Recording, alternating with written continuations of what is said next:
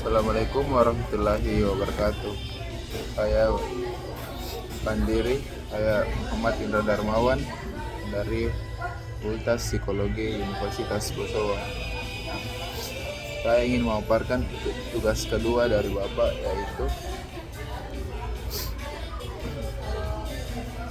konsep validitas dan reliabilitas serta pemaknaan hasil estimasinya.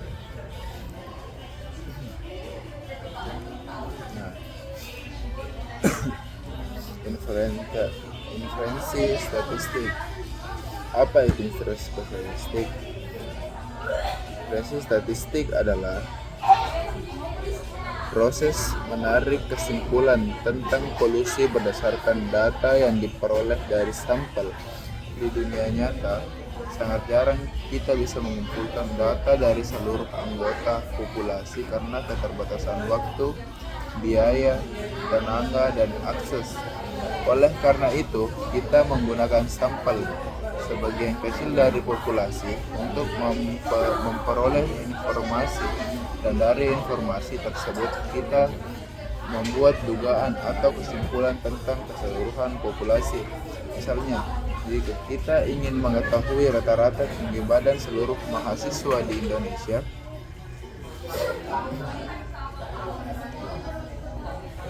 tentu tidak mungkin mengukur satu persatu dari jutaan mahasiswa. Maka dari itu, kita ambil sampel, misalnya 1.000 mahasiswa dari berbagai universitas. Lalu dari data sampel tersebut, kita menginferensikan atau menduga rata-rata tinggi badan seluruh mahasiswa di Indonesia. Mengapa kita investigasi statistik sangat penting? Itu karena menghemat sumber daya. Tidak perlu mengamati seluruh populasi, memberikan dasar ilmiah, dan mengambil keputusan. Hasil penelitian bisa digeneralisasi. Yang ketiga, mengukur ketidakpastian. Karena hanya menggunakan sampel, maka hasil mengandung ketidakpastian. Interaksi statistik memungkinkan kita untuk mengukur dan mengelola ketidakpastian tersebut secara kuantitatif. Adapun dasar metode penelitian ilmiah, hampir semua penelitian kuantitatif di bidang kesehatan, ekonomi, pendidikan, dan lain-lain bergantung pada inferensi statistik. Adapun populasi versus sampel. Populasi adalah seluruh objek atau individu yang ingin diteliti. Contohnya, seluruh mahasiswa Universitas X dan seluruh penduduk usia produktif di Jakarta. Semua produk yang diproduksi oleh pabrik A dalam 1 bulan. Sampel adalah bagian dari populasi yang dipilih secara representatif untuk dikumpulkan datanya. Contoh, 200 mahasiswa yang dipilih secara acak dari Universitas X.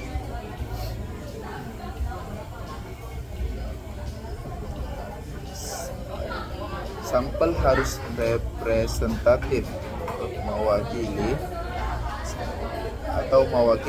populasi agar interferensiasi yang dihasilkan valid. Adapun parameter versus statistik. Parameter, nilai numerik yang menggambarkan karakteristik populasi. Contoh, rata-rata populasi atau varian populasi atau O kuadrat. Proporsi populasi disebut P.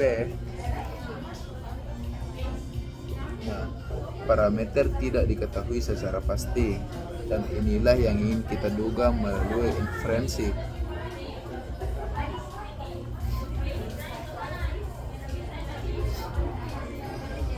Statistik. Angka statistik, nilai numerik yang dihitung dari data sampel. Contoh, rata-rata sampel X atau varian sampel, proporsi sampel, Statistik yang digunakan sebagai estimator atau penduga dari parameter populasi. Contohnya parameter U sama dengan rata-rata berat badan seluruh siswa di Jakarta. Statistik rata-rata berat badan dari 500 siswa SMA yang diambil sebagai sampel. Adapun ketidakpastian dalam inferensi karena kita hanya menggunakan sampel, maka kesimpulan yang ditarik tidak 100% pasti benar. Ada variabilitas sampling, artinya jika kita ambil sampel lain, hasilnya bisa sedikit berbeda. Inferensi statistik membantu kita mengukur seberapa besar ketidakpastian ini, misalnya melalui interval atau kepercayaan atau nilai p-value. Ataupun ruang lingkup inferensi statistik. Inferensi mencakup dua teknik utama. Satu, estimasi atau estimation. Adalah proses menduga nilai parameter populasi menggunakan data dari sampel. Dua jenis estimasi titik atau point estimation memberikan satu nilai tunggal sebagai dugaan parameter.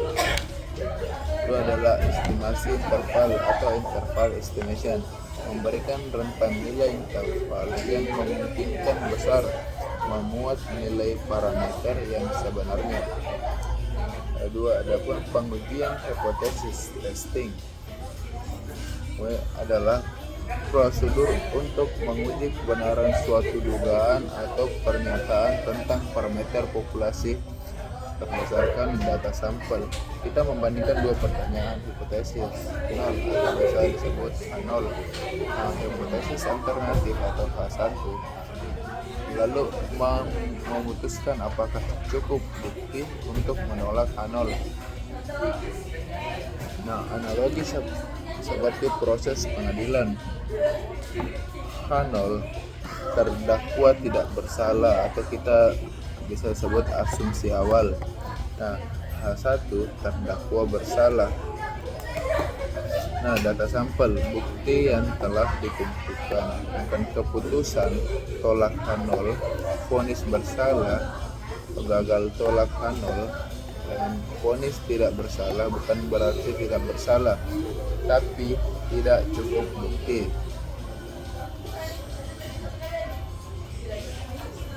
Estimasi dalam inferensi statistik. Estimasi dari point estimation adalah pemberian satu nilai tunggal sebagai dugaan parameter atau populasi. Nilai ini berasal dari statistik sampel. Ada contoh estimator umum. Parameter populasi rata-rata, varian, proporsi P, simpangan baku, dan rata-rata. Estimator titik atau statistik sampel, rata-rata X, varian sampel, proporsional sampel, simpangan bakul S. Contoh, seorang peneliti ingin mengetahui rata-rata waktu belajar mahasiswa per hari. Dari sampel 50 mahasiswa diperoleh rata-rata 3,2 jam per hari, maka 3,2 jam adalah estimasi titik untuk rata-rata populasi. Kekurangan estimasi titik adalah tidak memberikan informasi tentang seberapa akurat dugaan tersebut, tidak memperhitungkan ketidakpastian atau margin of error. Jika sampel berbeda, nilai estimasi bisa berubah. Misalnya, estimasi titik sama dengan 3,2 jam, tapi mungkin sebenarnya 3,0 atau 3,4. Kita tidak tahu seberapa jauh kesalahan dugaan. Jadi estimasi yang baik adalah Adapun kriteria estimator titik yang baik. 1. Tidak bias atau unbiasedness. Sebuah estimator dikatakan tak bias jika rata-rata semua nilai estimator dari berbagai sampel sama dengan parameter sebenarnya. Contoh, EX adalah estimator tak bias untuk populasi. Jika X maka X-nya bias. Efisiensi. Nah, estimator yang efisien memiliki varians terkecil dibandingkan estimator lainnya, artinya lebih konsisten dan bervariasi lebih kecil antar sampel. Konsistensi. Adapun ukuran, ketika ukuran sampel N semakin besar, nilai estimator semakin mendekati nilai parameter sebenarnya.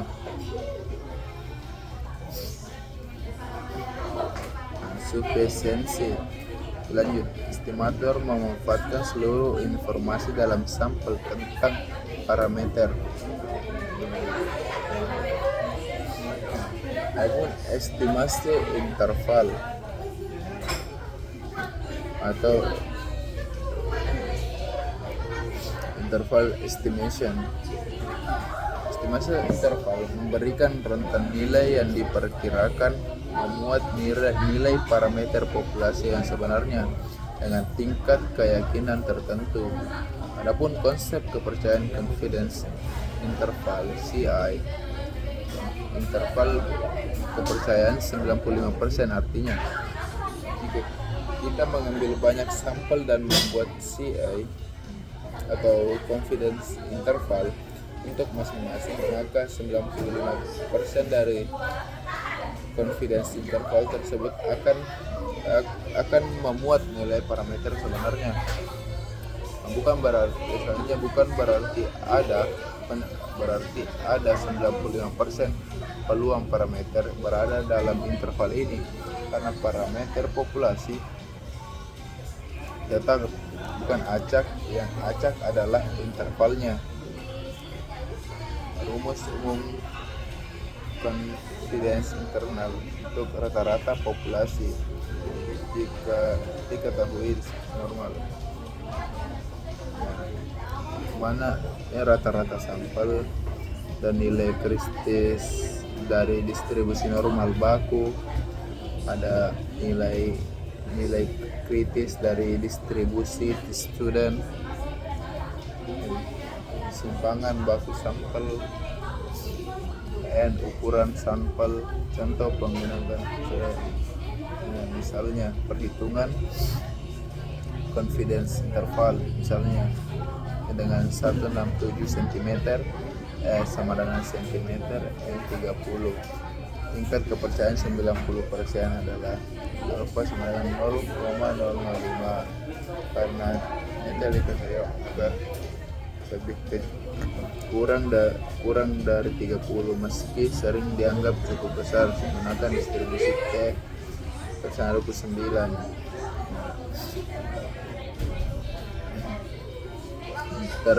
Interpretasi kita 95% yakin bahwa rata-rata tinggi badan mahasiswa antara 165,51 cm hingga 168,49 cm. Faktor yang mempengaruhi lebar confidence interval.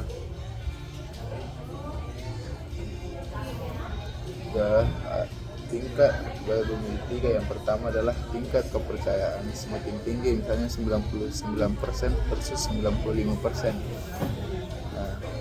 Semakin lebar confidence interval. Ukuran sampel semakin besar, ukuran sampel semakin sempit confidence interval. Variabilitas data semakin besar, variabilitas data semakin lebar confidence interval. Adapun ini adalah pengujian hipotesis dan interferensi statistik. Ujian hipotesis adalah prosedur statistik untuk menguji klaim atau dugaan tentang parameter populasi seperti rata-rata, proporsi, varians berdasarkan data sampel. Komponen utama yaitu hipotesis nol atau H0, pertanyaan awal yang dianggap benar-benar kecuali ada bukti kuat untuk menolaknya. Biasanya menyatakan tidak efektif karena tidak ada perbedaan atau tidak ada hubungan. Adapun hipotesis alternatif yaitu H1 atau bisa disebut HA adalah pernyataan yang ingin dibuktikan, menyatakan adanya efek, perbedaan atau hubungan. Ini menguji apakah rata-rata tinggi badan mahasiswa lebih besar dari 165 cm. Ada bukan? HO sama dengan populasi 165 dan lebih besar 5, kita melakukan pengujian satu arah ke kanan. Nah, jika hanya ingin tahu apakah berbeda, HO dibagi populasi 965 di H1 sama populasi kurang lebih 65, kita melakukan uji dua arah. Adapun konsep dasar hipotesis adalah kesalahan dalam pengambilan keputusan. Nah, keputusan tolak H0 gagal tolak H0. Nah, kesalahan tolak H0, kesalahan tipe 1 H0. Keputusan benar adalah power 910. Kesalahan tipe 1 menolak H0 padahal H0 benar. Misalnya, obat efektif padahal sebenarnya tidak. Disebut signifikan, biasanya 0,05%. Kesalahan tipe 2 gagal menolak H0 padahal H0 salah. Misalnya, menyatakan obat tidak efektif pada berarti sebenarnya efektif. Nah, power of test, kemampuan menguji mendeteksi efek. Jika memang semakin besar power semakin baik. A dan B. Jika diperkecil misalnya dari 0,05 ke 0,01, maka ini cenderung membesar, power ke arah power menurun. Untuk minimal keduanya, perbesar ukuran N.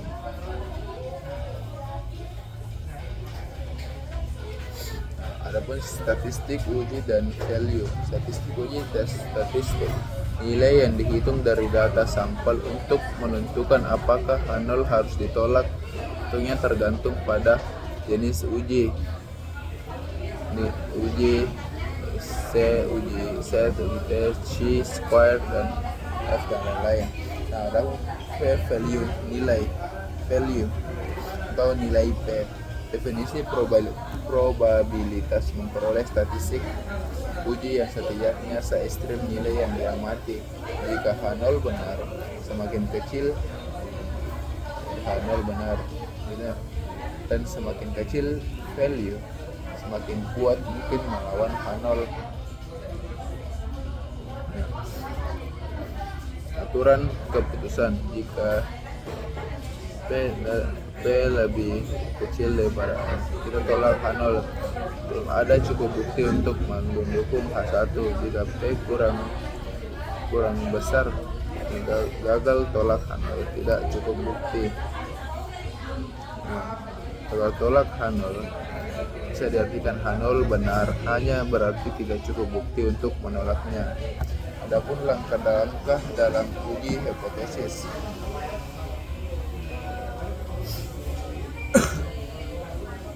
Berikut ini adalah urutan sistem dalam melakukan uji hipotesis.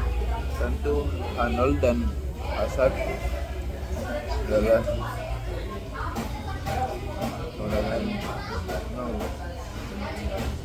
H0 dibagi populasi sembarangan plus H1 satu dibagi populasi dua arah, sedangkan populasi lebih besar ya bisa dikatakan satu arah. Nah, jika populasi kurang kecil adalah satu arah ke kiri. Nah, tentukan tingkat signifikan. Nah, biasanya signifikan atau A sama dengan 0,05 atau 0,01. Pilih statistik yang sesuai.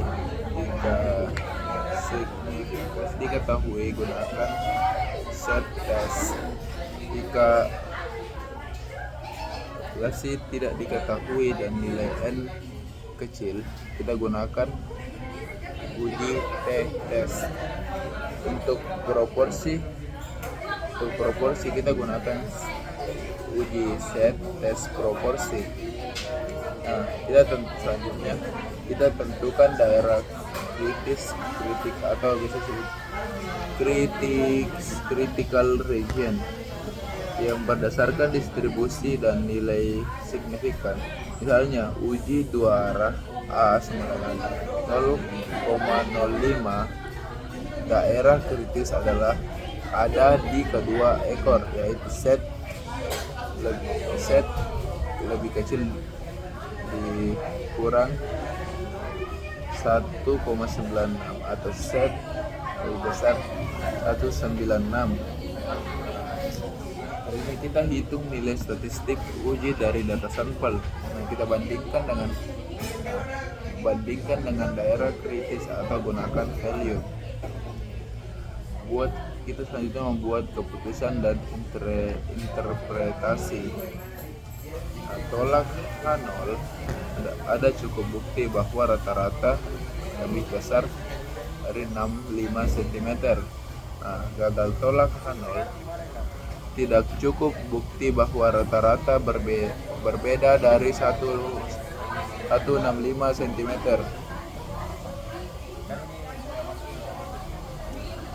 Uji rata-rata satu populasi digunakan untuk menguji apakah rata-rata populasi sama dengan nilai tertentu atau populasi. Kasus 1, varian populasi diketahui digunakan set test. Nah, kasus varians tidak diketahui gunakan t-test. Contoh kasus. Kita lihat di gambar. Nah, kesimpulannya adalah cukup bukti bahwa rata-rata tinggi badan berbeda dari 165 cm. 7 adalah daerah penolakan dan daerah penerimaan. Daerah penolakan critical region. Rentang nilai statistik uji yang menyebabkan H0 ditolak terletak di ekor distribusi tergantung uji satu dua arah. Nah, daerah penerimaan nilai statistik uji yang menyebabkan H0 tidak ditolak. Nah, ini adalah distribusi normal atau T di area di bawah kurva. Sedangkan yang dari daerah penolakan sebenarnya area dengan luas signifikan. Nah, jika statistik uji jatuh di daerah ini, jika ditolak H0. Maupun kesalahan dalam pengambilan keputusan lanjutan. Nah, faktor yang mempengaruhi dan power. Ukuran sampel N semakin besar N, maka semakin kecil nilai B, maka semakin besar powernya. Nah, besar efek atau efek size dibagi perbedaan antar populasi dan populasi makin besar adalah maka makin besar powernya. Jika signifikan makin besar dan maka besar power, tapi resiko tipe 1 meningkat. Nah, trade off antara A dan signifikan dan power. Nah, tidak mungkin meminimalkan kedua secara bersamaan tanpa meningkatkan nilai N. Adapun penerapan efisiensi statistik di berbagai bidang. Satu, di bidang kesehatan, uji efektivitas vaksin, apakah tingkat kekebalan meningkat. Estimasi prevalensi penyakit, berapa persen penduduk terkena diabetes. Adapun di bidang ekonomi, yaitu estimasi rata-rata pengeluaran rumah tangga, uji apakah inflasi lebih besar 3% per tahun. Di bidang bisnis, uji kepuasan pelanggan, apakah rata-rata skor lebih dari 4 dari 5. Estimasi pangsa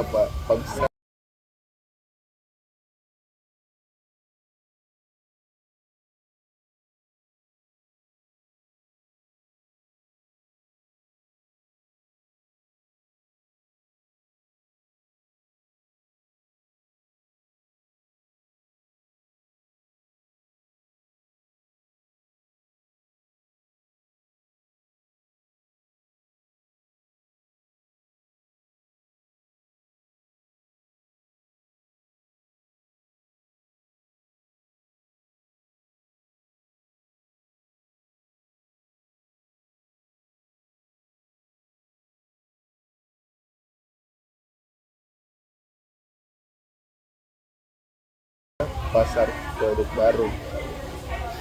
Adapun di bidang pendidikan, pengujian perbedaan prestasi antara metode pembelajaran A dan pembelajaran B. Estimasi rata-rata nilai siswa diangkat di tingkat nasional. Adapun industri, kontrol kualitas, apakah rata-rata berat produk sesuai spesifikasi. Uji keandalan mesin. Adapun kesimpulan inferensi statistik adalah tulang punggung dari analisis data ilmiah dengan memahami konsep estimasi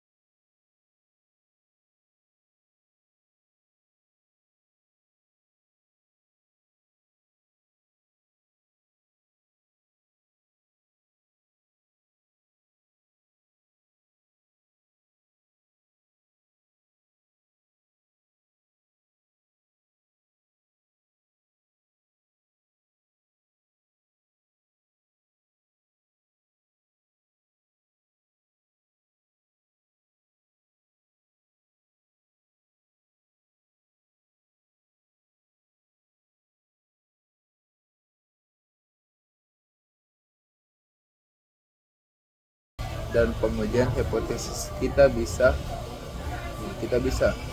atau membuat keputusan berbasis data,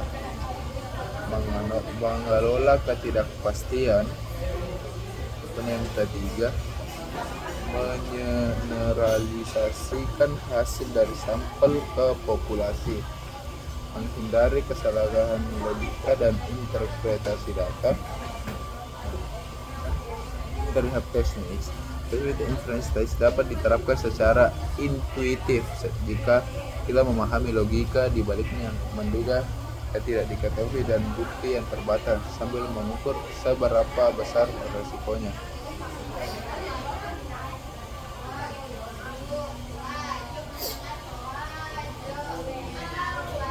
Sekian dari saya, terima kasih.